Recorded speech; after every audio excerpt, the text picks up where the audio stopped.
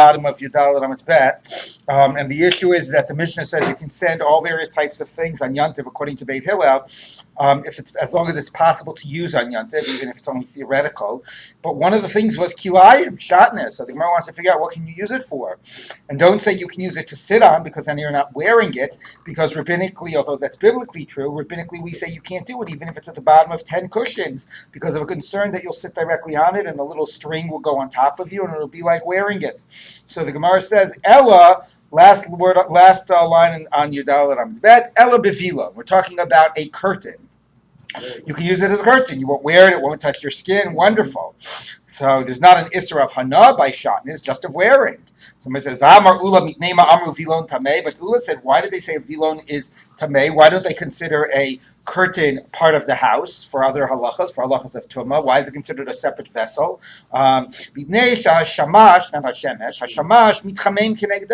Because the attendant will warm himself. He'll stand by the curtain and he'll wrap himself in it, according to Rashi, and he'll use it to warm himself. So it's not considered just a structural part of the house. And if that's true in terms of qualifying it as a vessel and being tamei, it should be a similar concern of using it for shatnez, because you'll come to wear it and warm yourself with it, and therefore you shouldn't allow yourself to have a shatnez curtain either.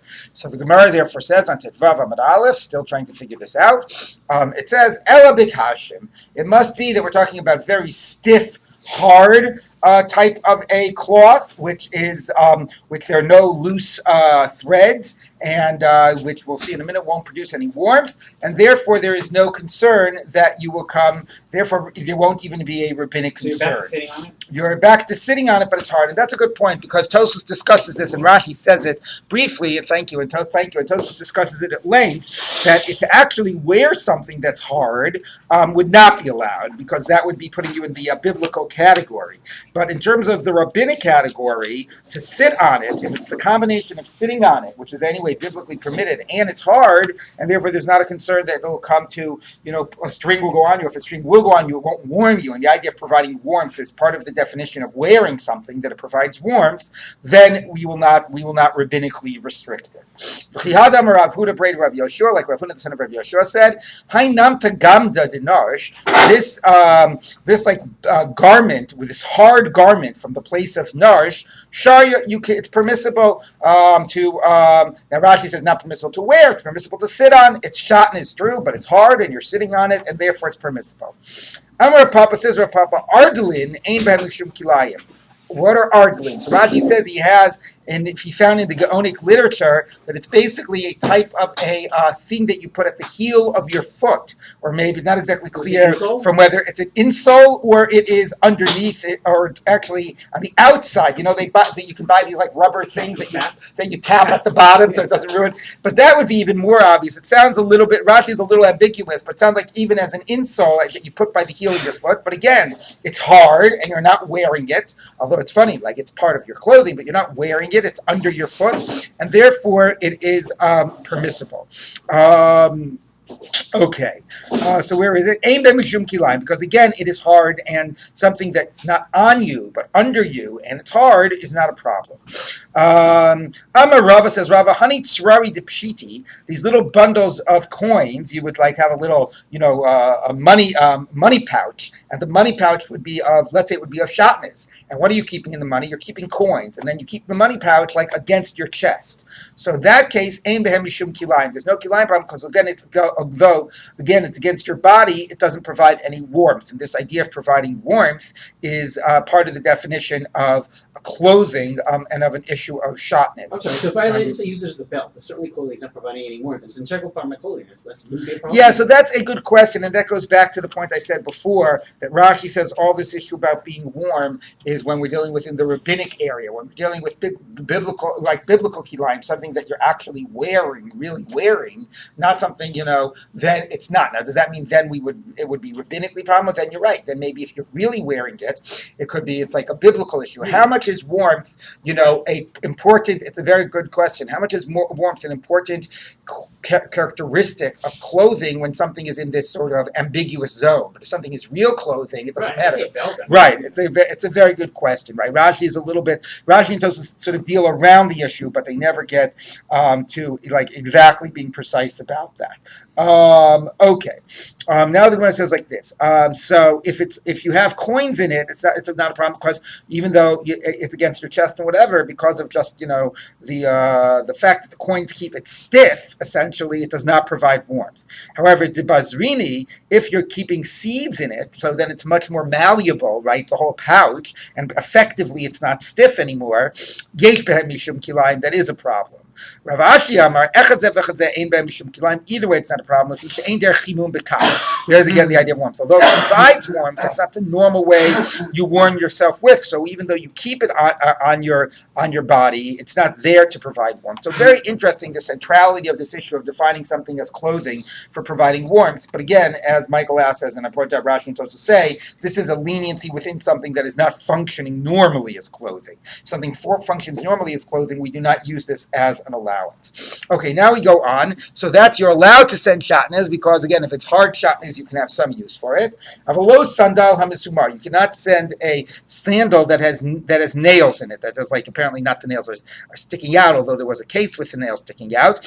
But anyway, that has like that has nails around the edge. Sandal hamisumar my time low. Why not? We should maser shaya because of the story. What story? So you should know the story. So when we learned, however long ago it was, Masechet Shabbos, we learned that there was a story that the Jews were hiding from the Romans in a cave, and then they heard some sound, and they thought it was the Romans, and they all started running out of the cave, and when they as they were trying to push each other out. I mean, this happens nowadays, like at concerts, right? When these mobs try to leave soccer games, right? People get trampled to death, so they were all running out of the cave, and they got trampled to death. And one of the reasons that led to the people being hurt and killed was the fact that they were wearing these sandals, which not just had nails, but presumably the nails were coming out of the bottom and were like cleats, yeah. Okay, but metal cleats. So they said, okay, nobody can ever wear a sandal Mesumar again. So why did you only say it on Shabbos and Yom Tov? So that's when the story occurred, really. But there's no logic for Dafka Shabbos and Yom Tov.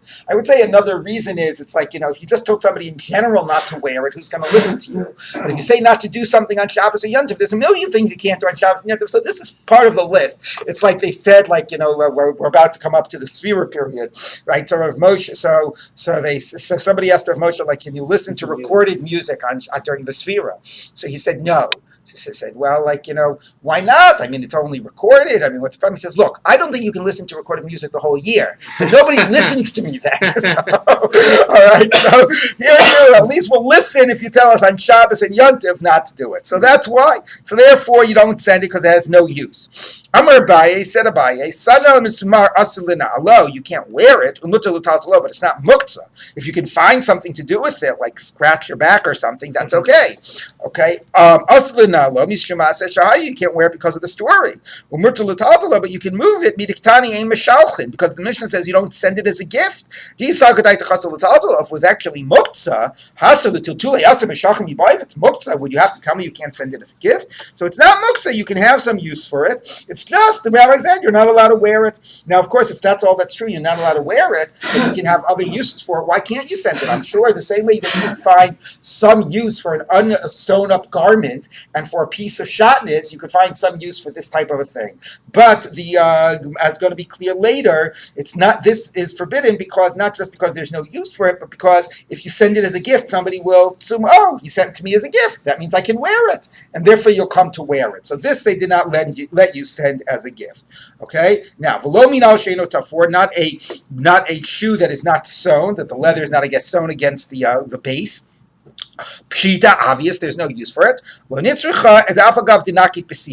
Even though it is Naki Pesichi, Rashi has two explanations, but one is basically, let me just check Rashi here. Where's Rashi? Right, it's they're little pegs that are keeping the leather attached to the base, but it's not really sewn up. So therefore you might say, oh, temporarily I can wear it. Let's face it, this really has no legitimate use. Rabbi Yehuda Omer Aflo Mina Lavan, even not if it's white, like the leather has not yet been blackened. Tanu Tan the Bryce Rebuta Matya b'Shachur. It's okay once the leather has been blackened, v'Asr b'Lavan, but not when it's still white. Because it requires like the blackening putty to rub into it. Rabbi Yossi says even if it's black, it's still forbidden because it has to be shined. It's not yet complete. So if the Gemara says below pligi, it's not. They don't really debate. Mark Yasrei and Mark Yasrei. Each one goes according to the way the shoes were in his place. The Asrei Demar Bistro L'Tachas. In the place of one of them, the flesh part was below, meaning the skin. The leather that you're using, is it the part of the leather that was facing the flesh of the animal, or part of the leather that was facing the outside of the animal? So, and the difference is that if it's the part that was facing the flesh, apparently it's more cracked and it's more, they're just more crevices, and therefore it's not really usable, or it's not really presentable until you shine it. So in one place, the flesh part was the one that went against your skin, and therefore it did not require as much shining to be usable because it was the skin part that was on the outside. In the other person's place, the part of the leather that was adjacent to the skin of the animal was facing on the outside, was facing above, and therefore it had more cracks and crevices, and it wasn't wearable until you would shine. Here I thought the local was you have to shine your shoes for them. Exactly. So the principle is anything that you could theoretically use on Yom Tov is something you could send as a gift. Says the Gemara, Rav Sheshes shaul l'Rabbanan l'shidurei tefillin b'yom hatava.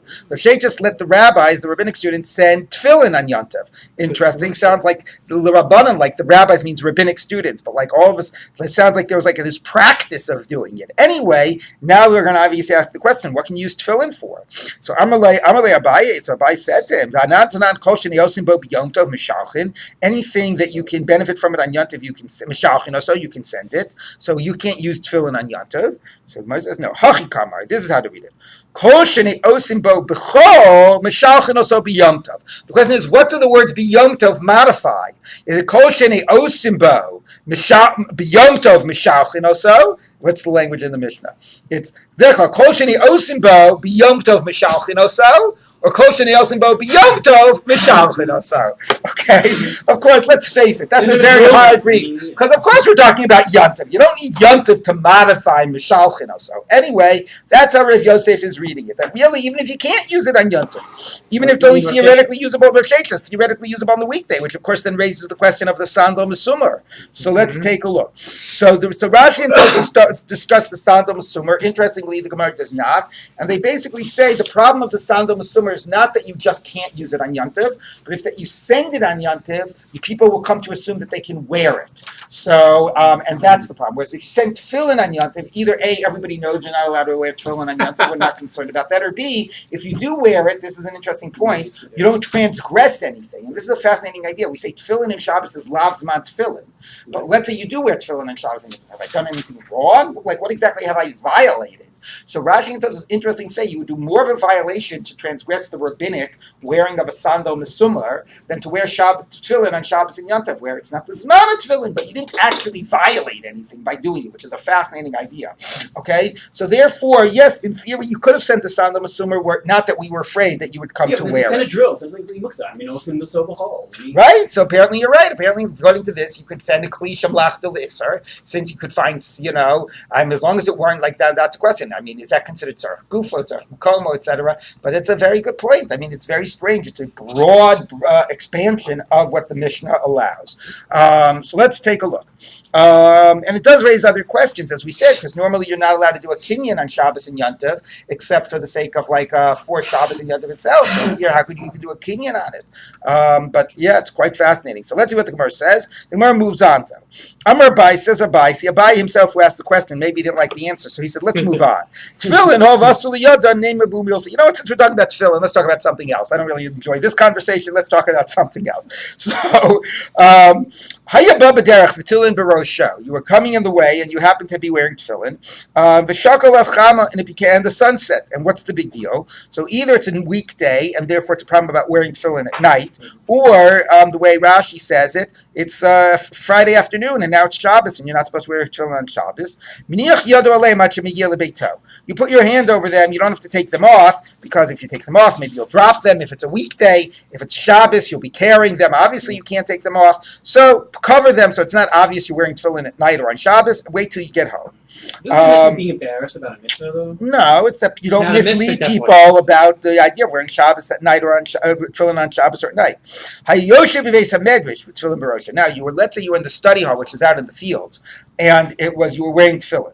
V'shakal cham. I'm sorry, it's a good line. V'kiddush alav yom. See the difference between shakal cham and kiddush alav yom. So it says it's the second case we're talking about Shabbos, and now it became Shabbos. So in addition to the problem of wearing tefillin at night, it's wearing tefillin on Shabbos, and the prohibition of care, and you can't carry it, and you still have to get it home. You don't want to leave it out in the field in the base medrash.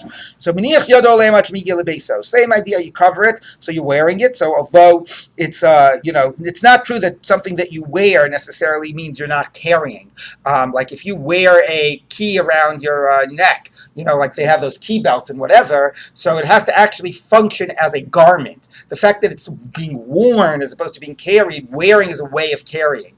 It has to actually be a garment to not be a problem of carrying, although you could argue that tefillin is a garment, right? But anyway, the point is that it's certainly not the derech to carry something by wearing it, so at least it puts it in most things, so at least it puts it in the rabbinic category. So they let you continue to wear it, and it's even though you're carrying it, because it's not a normal thing that's worn at night, they allowed you to not worry about that rabbinic thing in order to get it to a place of safety. And even though, of course, what?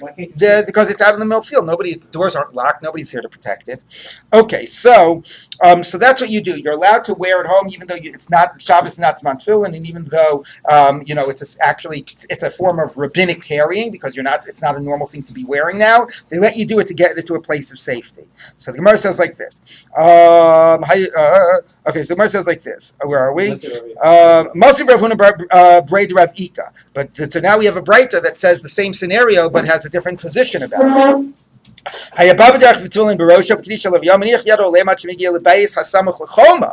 do the same thing, but you get to the house that's closest to the wall of the city, meaning you got to bring it into the city environs, but you can't get it all the way to your house. So or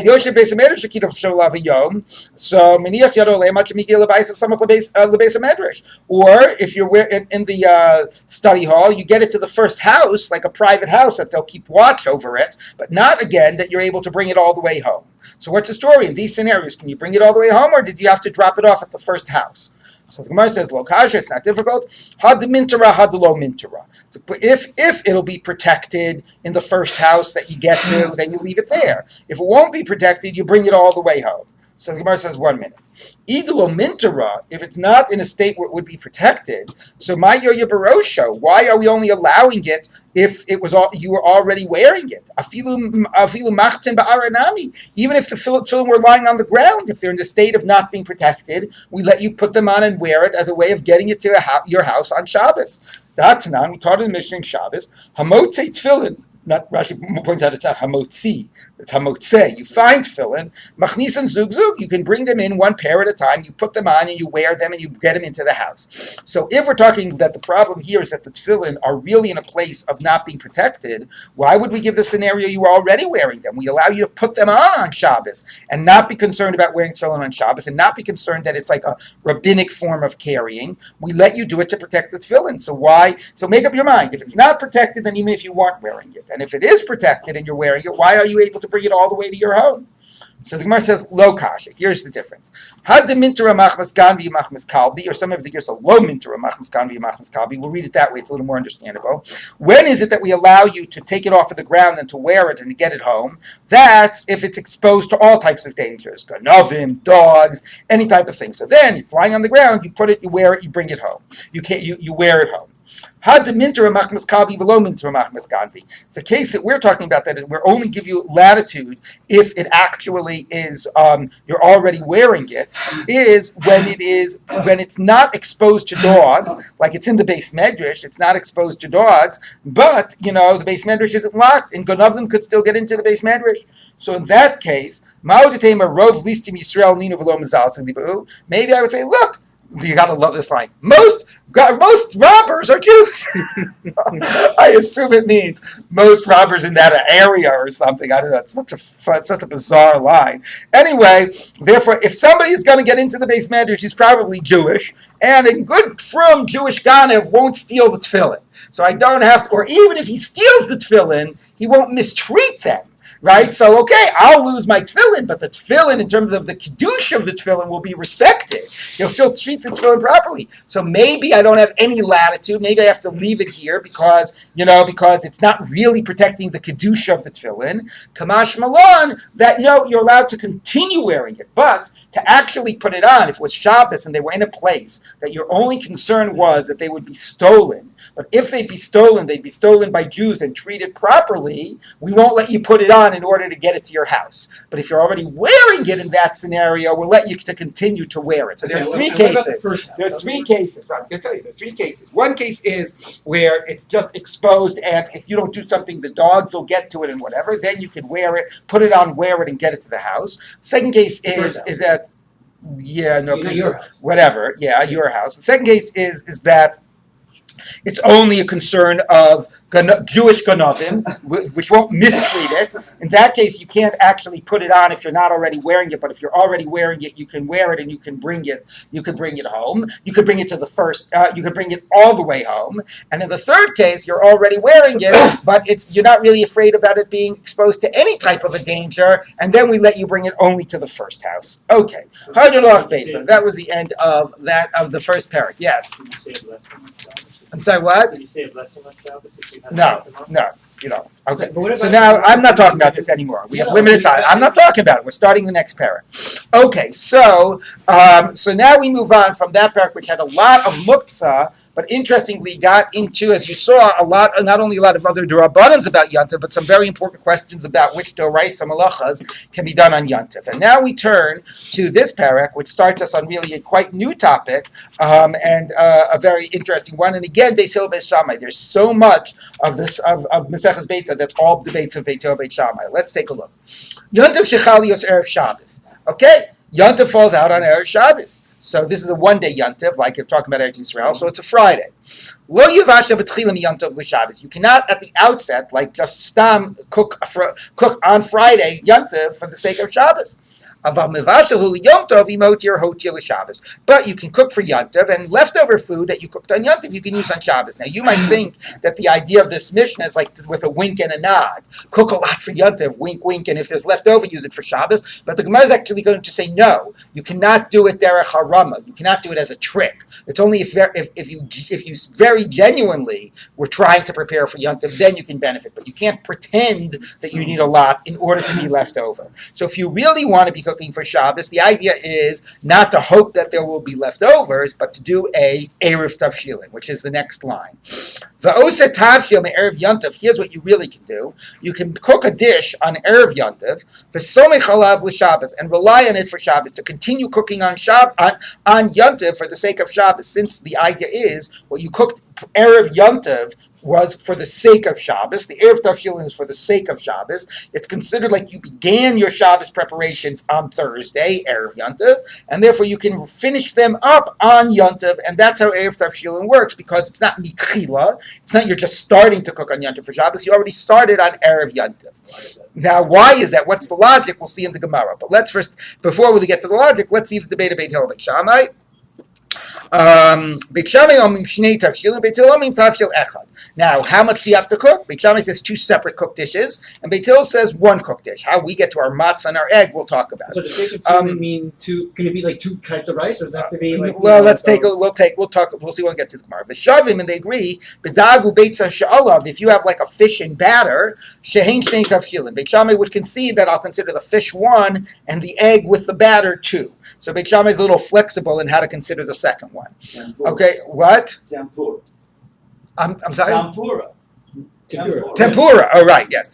I thought I was saying some Hebrew word I didn't understand. If you ate the Erev Tavshilin or got lost, even though you made it Erev Yontif, once it no longer exists, Slo Yivashel Olav B'tchila. Then right now it's now Yontif, and you're trying and you want to cook. I made it Erev Yontif. Doesn't matter. In order to continue cooking, in order to cook now for Shabbos, the Erev still has to be around.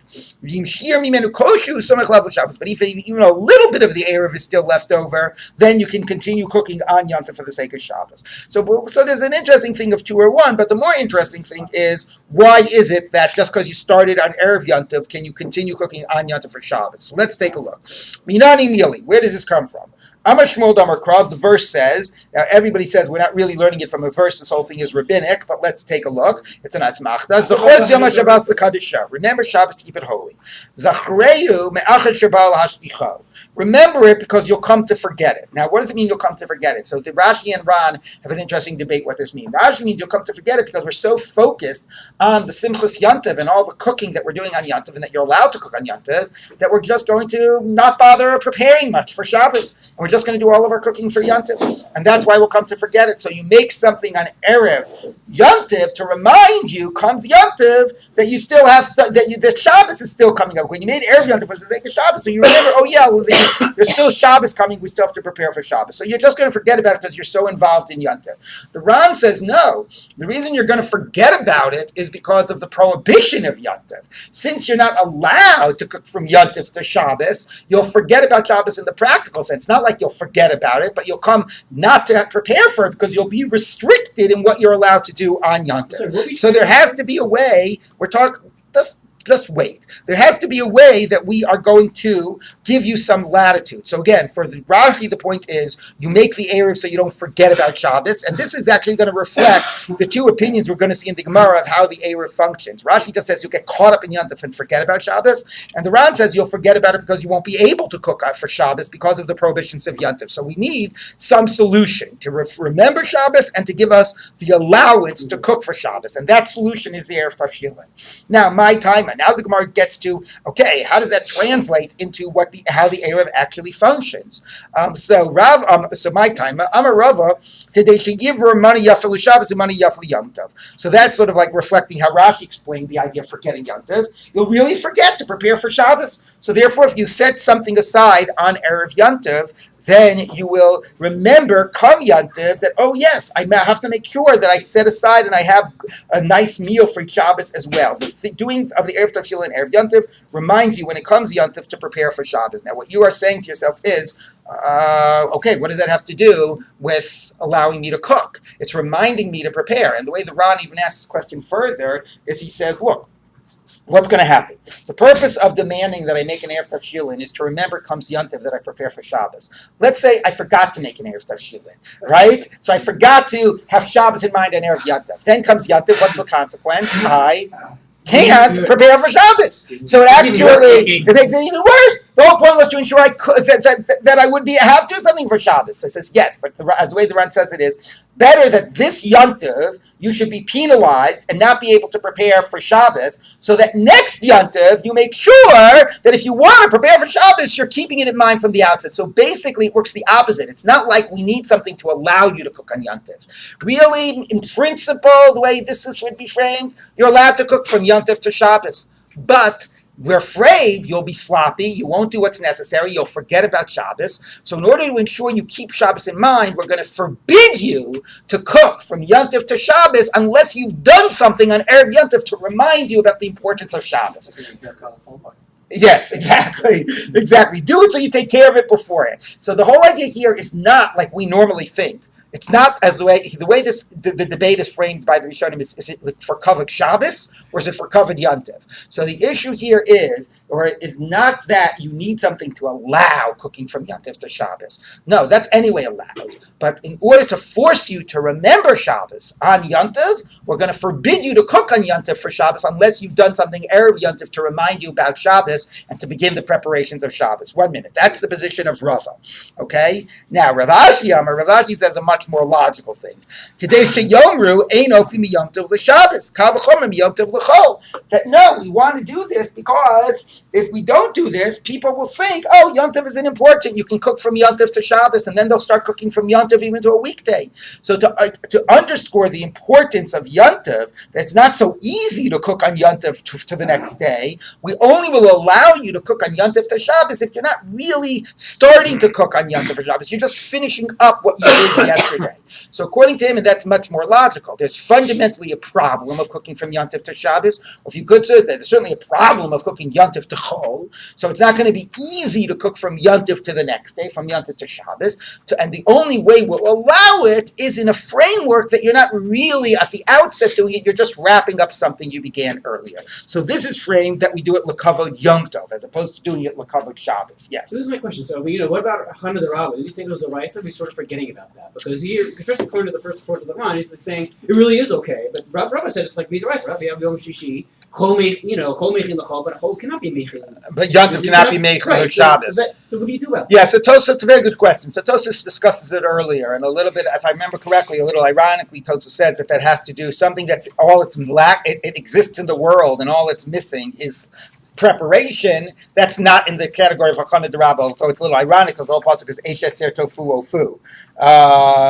So here, I'll read you Tosfos. It's a good question. Tosfos on Beis Amud Beis. V'chi Tomer al Yidei Erev Tav Chilin. Just listen. V'chi Asi Takan to D'Rabbanan v'Liaker Hachana D'Oraita by Erev Tav Chilin. V'nir Eliyashiv D'Rabba Gufel Azul Taimei V'Yisei Hoil Mikli Orchin. Oh, that's another issue about. So there's other ways of dealing with it. But you should be very happy to know that Tosfos asks your question. It's a very good question. And then if you say Mana Yafa, like yes. is having like your egg and your matzah, is that? It's a reminder. It's like a string around your finger. Not that itself is the Mana Yafa. It reminds you. Yes. No, okay. So that's the two explanations. One is they both say that obviously biblically you have to be allowed to cook from Yontif to Shabbos because some D'Rabbanan Erev Tav Chilin won't allow something that's biblically forbidden. Okay, but according to the first approach, it's that we make it forbidden unless you take care of this, and the purpose of taking that's like a fine, a punishment, and the purpose of taking care of this is a reminder to make good food for Shabbos. And the other approach is no, it's fundamentally problematic, although technically allowed to cook from Yontif to Shabbos, and to make it more permissible, we have to do it in the framework of finishing up the cooking that you did for your Erev Tav Chilin. Okay, so now the Gemara says like this. So the Gemara says like this. Tnan, our Mishnah says, Osa Tavshem Erev Yom Tov v'Somech Alav b'Shabbos. You have to make it Erev Yom Tov. B'Shem the Rav Ashi, the Amri Kadesh Yomru Ein Ofim Yom Tov l'Shabbos, Hainu Dimei Erev Yom Tov Im B'Yom Tov Lo. So again, according to Rav Ashi, why you have to make the Erev Tav Chilin an Erev Yom Tov? Because the whole idea is to emphasize that it's a cooking that had to begin beforehand. You can't fundamentally designate Yom Tov to cook for Shabbos. You can just be wrapping up what you did on Erev Yom Tov. El Rava, my Yom Erev Yom Tov. According to Rava, why would you have to do it on Erev Yom Tov? Afilu B'Yom Tov Nami. Even if you made an Erev Tav Chilin on Yontif, you're doing something to remind you it's Yontif, yes, and I'm going to remember that I have to prepare for that I have to set aside food for Shabbos.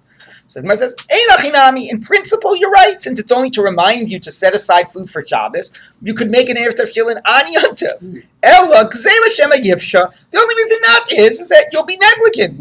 If you're allowed to wait till Yontif begins in order to make it, you'll forget about it, and then comes Yontif, and you'll forget about it as well. The whole problem here is that you'll get caught up in Yontif and forget about preparing for Shabbos. So in order to force you to remember, it goes into your list of pre-Yontif preparations. Okay. So the same question comes up. Then you're still stuck. No, you're not allowed to. Right? No, we've never heard that anybody allows an Erev Tav Chilin on Yontif. So there's a lot of things that we force you to do, with counterproductive consequences, but that gets you in the right mindset. That has the larger benefit. Okay. And the author of the Beitzah uses the following verse as the basis. Esa shir tofu ofu. There you go. There's your Hachana D'Rabba. Vesa shir tevashlu b'she'elu. Bake what you're going to bake. Cook what you're going to cook. Mikanam Rebbe Lezer ein ofin ela al ha'afui. You can only continue baking on things that you have begun baking before. Vein on Yontif for Shabbos. Vein mevashlin ela al mevushal. And you only continue cooking on Yontif for Shabbos on things you began cooking before. Mikan samchu chachamim le'erev tav chilin min haTorah. Here's where they use the support, the basis of the idea of Erev Tav Chilin, but again, a continuing of cooking, seeming to be along the lines of Rav Ashi. The fact that it mentions bake and cooked is going to lead to our idea of a matzah and an egg. Seeing baking and cooking as different things. We'll worry about that later. Let's end with the following nice little Agadata. Tana Rabbanan, a rabbi's talk, because we just mentioned Rabbi Eliezer, and here we're going to have a Rabbi Eliezer. Ma'aseh Rabbi Eliezer, shayoshev v'dorish kol yom kulo. There was a story that Rabbi Eliezer was giving a drasha, was giving a shir on Yontif, and was going on and on and on and on and on. He was giving a shir on Yontif. Okay, Bihilchos Yontif. It was the halachas of Yontif. Yatzta Kas Rishona. The first group started looking at their watches, and they snuck out, whatever, at 10 a.m. Amru Halalu Bali Patasin. So he said, those people are people with huge barrels of wine. They have to go home because they have a lot of food that they're going to that they have to eat. They're very indulgent. Kashniya, the second group then snuck off.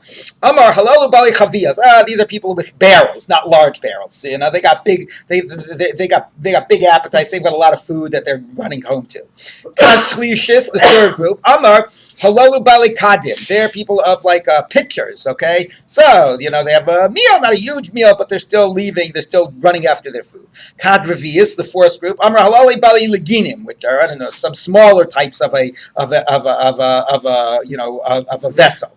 Kas Chamishis, the fifth group. Amar Halali Bali Kosos. So cups, they have cups of wine waiting for them. Hitkil Kas Shishis Latzes. The sixth group, so here we go, going on and on. Okay, people are getting hungry. Amar Halalu Bali Me'era. These are people of curse. Now that's pretty much more harsher than earlier. So Rashi says, yeah, because he's afraid like nobody's going to be left in the base marriage now. The Aruch has an interesting explanation. He says they're cursed because like they're losing out both ways. They didn't stay for the whole year, but they're going home so late they're not going to get a good meal. So they're losing out in both directions. Okay, Nochnu Einav B'Talmidim. So he started looking at his students like with presumably not a nice look. They started like, you know, so the only people left in the base medrash, like the tzibur was there, but the only people left were the students. So they started like their face started changing colors. They started thinking now he's going to be angry at us. Amalem, he said to them, Banai, my sons, lo lachem ani omer. I'm not angry at you when I say the meir or whatever. Elul halalu, these people that are leaving, they're the ones I've got a problem with. Sheyotzu, sheminichim chay olam, they're leaving eternal life Torah v'oskim b'chay shah, and they are and you know they're more focused on their food than on the opportunity to learn Torah on the regular. B'shas p'tiratan. Doesn't mean when they died, when they left, when finally the year was finally over. Amolem, then he said to them,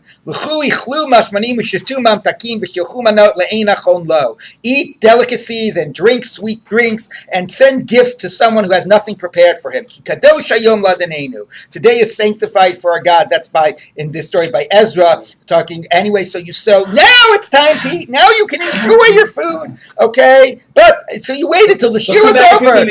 Exactly. Exactly. The Alte Atzmu, do not be distressed. Ki chedvat Hashem himuschen. The joy of God is your strength. Presumably Torah. Don't be presumably the implication. I think the subtext. He's reading the verse. Don't be distressed that you didn't get a big meal because ultimately you're being supported by the joy of Torah. But now you can go home and enjoy your Yontiv meal. Okay, now that's quite fascinating. So that he doesn't want people to be eating; he wants people to be staying in the base medrash all of Yontif. So Amar Mar, let's look at this. Sheminichem chay olam boskim b'chay shah. Simchas Yontif mitzvahi. What is he giving people a hard time that they're going home to eat? Simchas Yontif is a mitzvah. Rabbi Eliezer l'taimeh, he goes according to his reasoning. The Amar Simchas Yontif Rishus, that whether to translate Simcha in the context of physical pleasure and is a Rishus is optional. To Tanya, we tell in the Beitzah, Rabbi Eliezer Omer, Ein lo ladem b'yom tov ella. What you should do on Yom Tov, make a choice. Ella ochel b'shosa, spend the whole day eating and drinking. Oh yoshev v'shona, or sit and learn. It's all or nothing. Okay, there's two ways of having simcha: Torah and food, and make your choice. So the people that left early, presumably his only problem was that if you wanted to be eating, you shouldn't have come to the shir in the first place. Either spend the whole time at home, or come to the shir and stay in the shir. But don't come to the shir and then leave in the middle. It's a great pun, by the way. Rabbi Eliezer Latame, I was wondering about that too. Rabbi Yoshua Omer had this famous debate, and Rabbi Yoshua says, Chelkeyu, no, he's more reasonable. People are not all one or all the other. Some people want a little Torah, but also want to enjoy a nice meal. Chetzi of Lashem, b'chetzi of Lachem. You can have simcha both in the spiritual sense and in the physical sense.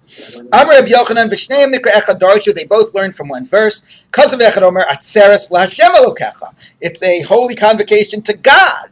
Because of Echad Omer, Atzeres Tia Lachem, it's for you. HaKetzad, how do you reconcile it? Is it for you, dedicated to you, or dedicated to God? HaKetzad, Rabbi Eliezer Savar, O Kula Hashem, O Kula Lachem, either all to God or all to you. Rabbi Yeshua Savar, Chelkei, Chetzi of Lashem, Chetzi of Lachem, half and half. By the way, it's quite fascinating because you'll remember from Sukkah that it was Rabbi Eliezer that said that, Meshabeach ani atatzlanim, that don't leave their houses in the regal and they're Mekayim, V'samachta atau veitecha. So you shouldn't be going and visiting your Rebbe in the regal, you should be staying at home and being with your your wife. And here he's saying, stay at home, but spend all the time in the base medrash. So I'm not exactly clear about that, because there he really emphasizes the more lachem aspect of it.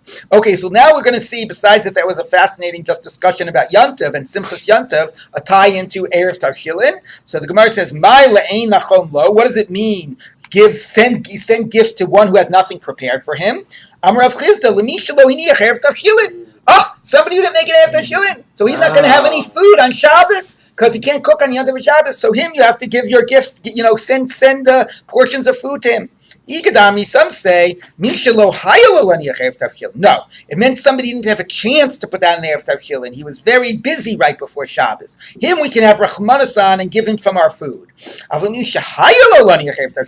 Somebody who had an opportunity, didn't, Hosheahu. He's negligent, and maybe we shouldn't have Rachmanas on him. We shouldn't even send him food on Yantav, which is quite fascinating. We'll get to that whole idea of relying on an Erev that the Rav made, etc.